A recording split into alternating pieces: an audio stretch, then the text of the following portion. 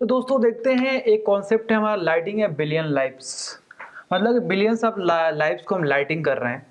तो दोस्तों क्या होता है कि हमारे जो विलेज एरियाज होते हैं, तो विलेज में हम क्या करते हैं बेसिकली कि वहां पे हम केरोसिन यूज करते हैं। तो केरोसिन मतलब यूज करने का मतलब यह है कि जब ये हमारा इनएफिशिएंट फ्यूल है, इसकी इफिशियंसी काफी कम होती है। इफिशियंसी कम होने का मतलब यह है दोस्तों कि इससे हमारा पॉल्यूशन इंक्रीज करता है, CO2 ज्यादा हो जाएगा हमारे एटमॉस्फेयर में। तो हुआ क्या कि यहाँ पे बेसिकली टेरी है एक, ठीक है, एक टेरी संस्था है जिसने बोला कि हमें सोलर लालटेन देना है। ठीक है, ये केरोसिन से हम जो दिया बाती वहां पे जलाते हैं, यहाँ पे सोलर लालटेन देना है। और बेसिकली ये कहाँ से आएगा, हमारा CSR होगा। CSR मतलब कॉर्पोरेट सोशल रिस्पॉन्सिबिलिटी, वहां से ये CSR से हम लेंगे, इसको सोलर लालटेन को फंड करेंगे। और इसका नाम दिया गया मिलेनियम डेवलपमेंट गोल। मिलियन का ये डेवलपमेंट होगा क्योंकि हमारी 6 लाख जनता, तो 6 लाख जो जनता है हमारी, ये तो हमारे गांव में ही रहती है। गांव में रहने की वजह से क्या हो रहा है कि वहां पे केरोसिन यूज कर रहे हैं, तो उससे वाटर उनके हेल्थ लंग्स में प्रॉब्लम आ रही है और इन्वायरमेंटल पॉल्यूशन भी हो रहा है। इसके बाद दोस्तों बात करेंगे हम इको मार्क की।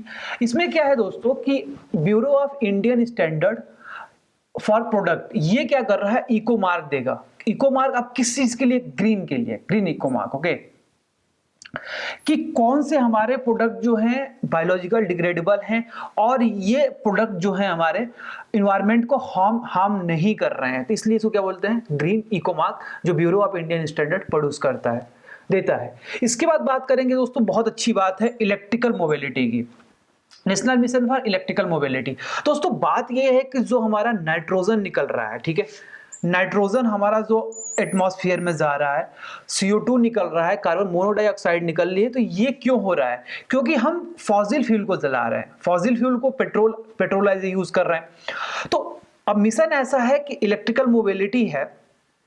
अब हम क्या करेंगे, इलेक्ट्रिकल मोबिलिटी, इलेक्ट्रिक मोटर बनाएंगे, इलेक्ट्रिक मोटरसाइकिल होगी जो इलेक्ट्रिसिटी से चलेगी। ठीक है, तो ये इलेक्ट्रिक व्हीकल मैन्युफैक्चरिंग के लिए इसको बढ़ावा दिया जा रहा है। और इस पे एक्साइज जो कस्टम ड्यूटी है, मान लीजिए मैं कंपनी वाला हूं, तो मैं कोई भी पार्ट्स मंगाता हूं वर्ल्ड से, ठीक है, जो इलेक्ट्रिक व्हीकल में यूज होगा, तो उसमें एक्साइज और कस्टम ड्यूटी में फुल एग्जम्पशन दिया गया, फुल छूट दे दी गई है कि नहीं, इसमें कोई एक्साइज और कस्टम ड्यूटी नहीं लगेगी।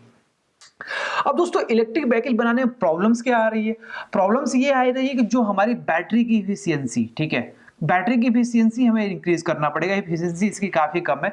और जो भी हमारा इलेक्ट्रिक व्हीकल खरीदेगा उसे हम क्या करेंगे कि 30% सब्सिडी दे रही है गवर्नमेंट, ठीक है, और 2020 तक हम 50 to 60% हाइब्रिड तरीके से, हाइब्रिड समझ रहे हैं, मतलब कि उसमें इलेक्ट्रिक भी होगा और प्लस हमारा पेट्रोल से भी होगा। हाइब्रिड हम क्या कर लेंगे, मोटर बना लेंगे और हम इसको रिप्लेस कर देंगे फॉसिल फ्यूल को, ठीक है, पार्सली रिप्लेस करेंगे 80 to 90%, 10%, क्योंकि अब किसी को किक स्टार्ट चाहिए, किसी व्हीकल को, मोटरसाइकिल को या बुलेट को, तो उससे पेट्रोल की जरूरत पड़ेगी उस समय। ठीक है, ऐसे आपने गांव में देखे ना, जुगाड़ वाले जो मोटर्स होते हैं जिससे पानी, मतलब कि तालाब में पानी डालते हैं, तो उसमें पेट्रोल भी होता है, उसमें केरोसिन भी होता है, केरोसिन से चलता है। अब बोलो पेट्रोल क्यों होता है सर, क्योंकि पेट्रोल जो है इफिशियंट फ्यूल है, ठीक है, इफिशियंसी ज्यादा है, तो किक किक देने के लिए, तुरंत स्टार्ट करने के लिए पेट्रोल चाहिए। ठीक है, बर्निंग काफी बढ़िया है इसकी पेट्रोल के लिए, केरोसिन की बर्निंग काफी स्लो है, इसलिए हम किक स्टार्ट के लिए हम क्या यूज करेंगे, पेट्रोल। तो इसीलिए यहाँ पे हाइब्रिड की बात करी जा रही है,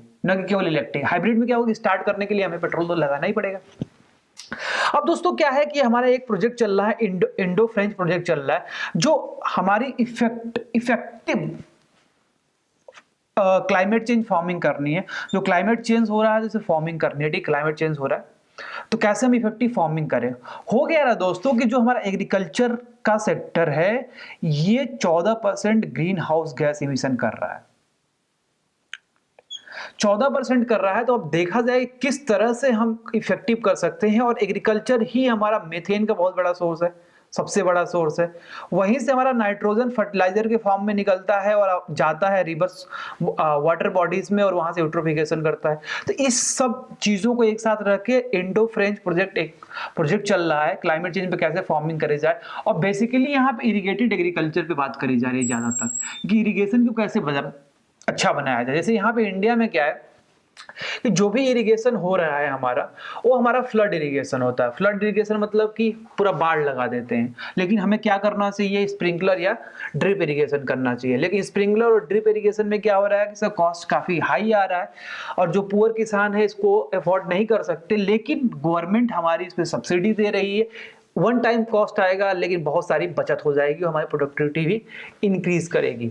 इसके बाद पढ़ते हैं इको क्लब। इसके पहले ये, अरे नन्हे मुन्ने बच्चे तेरे मुट्ठी में क्या है, मुट्ठी में है तकदीर हमारी।